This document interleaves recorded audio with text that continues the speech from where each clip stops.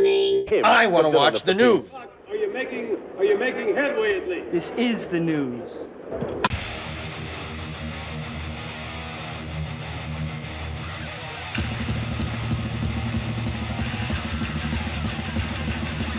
Hey, Schmack-a-ma-ga, very sad news, man. Paul Di'Anno has passed away. Oh my God. This really crushes me, man. I got to meet Paul Di'Anno back in 2010. I've told this story before, and it's going to be on a future Rockstars I Met episode that I did months ago. Me and my brand new girlfriend wanted to see Paul Di'Anno. He's playing all the way in Jacksonville. Jacksonville is like an 8-hour drive, but it was worth it. I got to see Paul Di'Anno. I've always wanted to see Paul Di'Anno, and I was just so lucky that I got to see him and that he was awesome. He really sang well that night. It was amazing, and he had the cool band Icarus Witch backing him, and they opened the show. It was great. So then when we went to go meet him, there was a long line, and they were telling us, no, sorry, we couldn't meet him.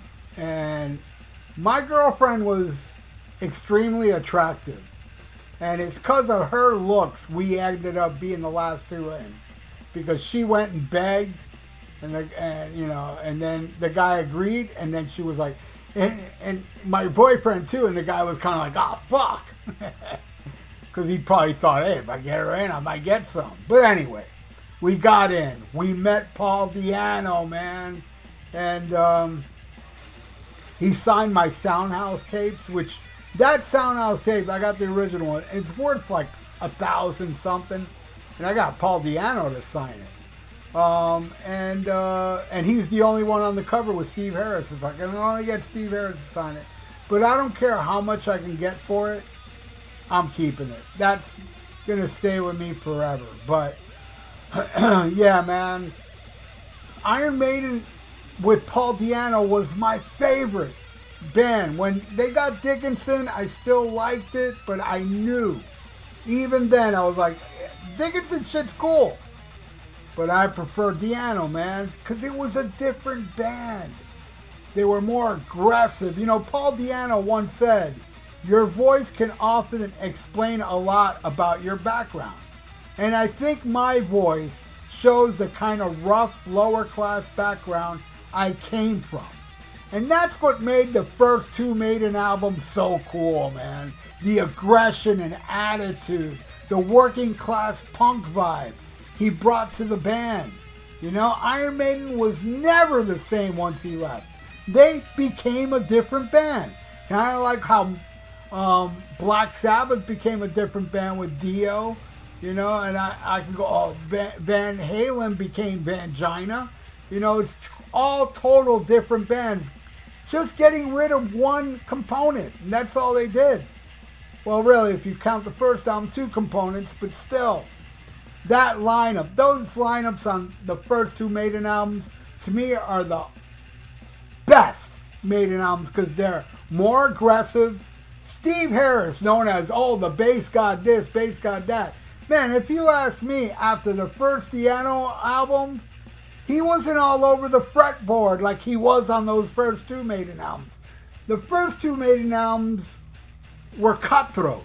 They were not like that. With Dickinson, they became more epic sounding and stuff, where with Di'Anno it was rough from the streets, and it was just cutthroat, and that's the type of music I prefer. I love the epic shit, but if you ask me, man, my favorite music is with real people, like the real emotion, like Ozzy Osbourne. He didn't have a technically great voice, but he had a real voice. David Lee Roth, not a technical great voice, but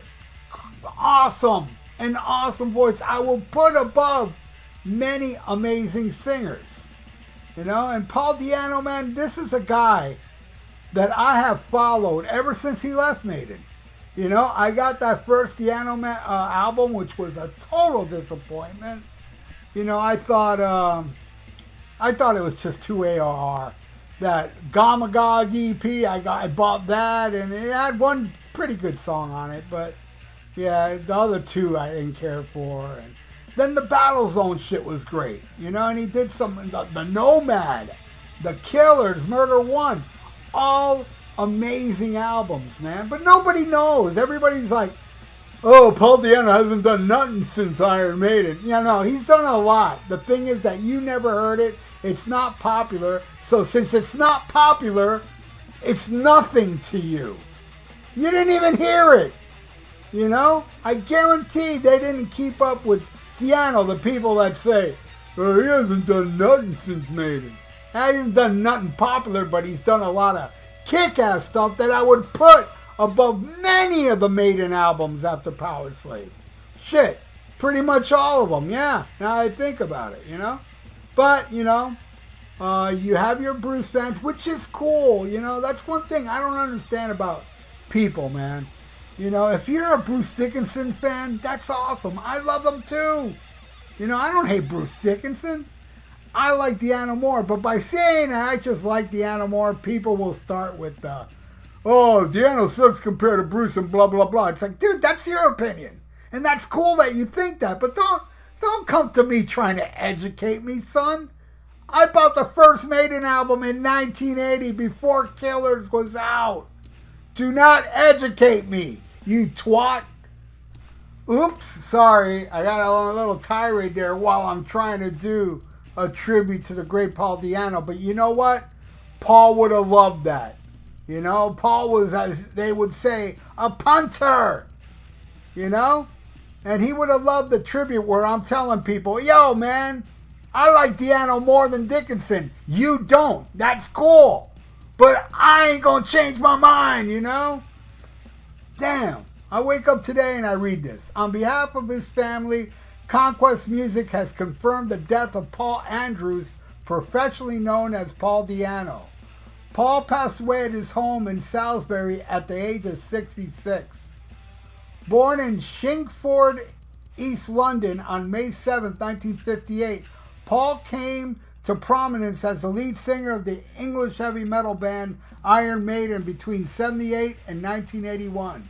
He sang on the groundbreaking debut album and the influential follow-up, Killers. And that ain't lying, man. Killers was extremely influential. You know, like, and the first one to bands like Metallica, you know. But since leaving Iron Maiden, Paul Di'Anno had a long and eventful recording career with Battle Zone and Killers, as well as numerous solo releases and guest appearances. Despite being troubled by severe health issues in recent years that restricted him to performing in a wheelchair, Paul continued to entertain his fans around the world, racking up well over 100 shows since 2023. Now, when I met him back in 2010, he wasn't in a wheelchair yet, but when we did meet him in the back, he was so open to us, man. He just, you know, first, like, he found out we were from Miami, and he had this thing for Miami and Miami Vice. He was telling us how he loves Miami, and then he just started telling us about, you know, he's flying to Puerto Rico for some surgery on his knee. He was sitting down and his legs seemed pretty inflamed, right? And then he said he had to go see his family. I don't know if his family was in Puerto Rico, but he was going for a surgery way back in 2010. Though he performed the whole show standing up, he was already, you know, having some health problems back in 2010. That was 14 years ago, man. And then it just progressively got worse. His leg got worse. He ended up in a wheelchair. And, you know, I saw some of those clips. They were hit and miss. Some were not that good, and some were pretty good, you know. But Paul, to me, was always special. I've always carried the flag of Paul Di'Anno all through the years. I even reviewed his last album, a couple weeks ago or two? Maybe a month ago or so. You know, I'm always promoting Paul Di'Anno because I love Paul Di'Anno, man. I love his voice. I love his attitude. I just love that in-your-face kind of attitude that man had. He was amazing, man. I wish I could have seen him with Maiden. But at least I can say, at least I saw him. And they did nothing but Maiden songs, and he sang it well, man. He nailed Remember Tomorrow, Phantom of the Opera. Did all those songs were just amazing. And this is a very, very sad day for me. You know, I mean, in a way you kind of saw it coming, but it's still, you know, the hit is always going to hit you hard, man. And 2024 has been a disastrous year for me personally. You know, I've lost, you know, my dad this year, and my cousin this year, and my friend, Rochelle. It's been horrendous, man. I can't wait till this year is over, and I hope 2025 is better than this year, because this year really does suck. Okay, before I go, I do want to bring up one thing that I hope everybody out there checks out. Paul was in a band called Architect of Chaos, Chaos with a Z. Do yourself a favor, and at least, if you're not going to check out the whole album, at least check out the song Rejected. And then tell me that's not a badass song, and Paul Di'Anno wasn't doing badass material after Maiden. He was. So this has been my tribute to the great Paul Di'Anno. You will be so missed. And thank you so much for treating me and my ex-girlfriend now so nice that night. He was so cool, man. And we were the last two he met, and he wasn't acting all, you know, like, all right, let's get it over with. He really was friendly to us. And I think it had to do a lot with we were from Miami. I think that's why.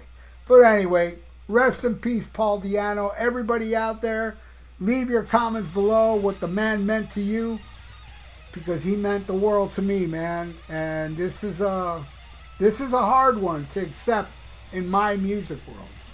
But rest in peace, Paul. I hope you're up there with Clyde Burns forming a band. That would be awesome. Anyway, thank you all for watching The Only News That Matters. Please subscribe to my channel if you haven't, and ring that little notification bell. I really would appreciate that. And check to see if you're still subscribed, because people are getting unsubscribed for no reason. And that really sucks, man. But anyway, thank you all for watching. Please like the video, because that'd be awesome for the YouTube algorithms. So stay frosty. Listen to classic Iron Maiden with Paul Di'Anno and smack 'em a gob. Farewell and adieu to you fair Spanish ladies.